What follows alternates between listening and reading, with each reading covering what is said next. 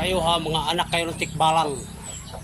Sasabihin nyo na naman masarap ang tinula ito.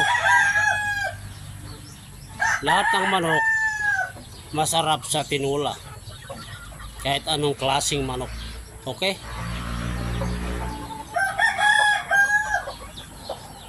Ngayon, kaming mga mahilig magpalahi ng manok, magparami.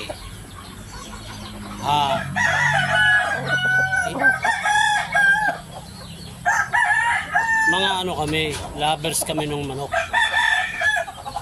Hindi kami basta-basta nagtitinula. Ngayon, kung kayo, ang alam nyo tinulang manok, nasa inyo yan. Basta itong amin, maraming purpose.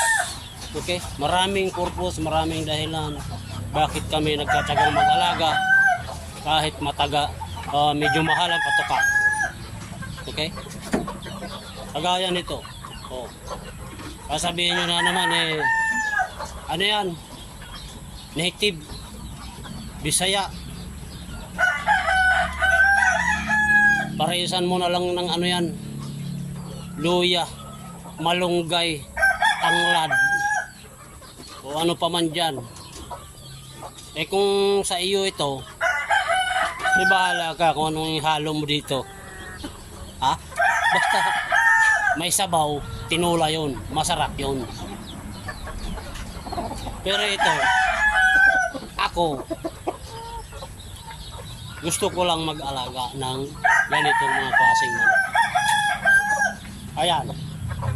Tingnan yung maigi. Native ba ito? Bisaya?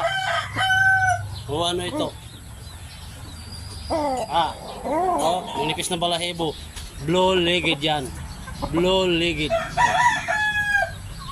Ang nipis ng balahibo. Katawan niya na yan. Katawan. Ang nipis ng balahibo niyan. Sobrang nipis. Katawan niya na yan.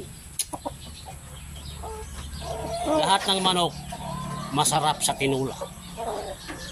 Yun lang mga idol.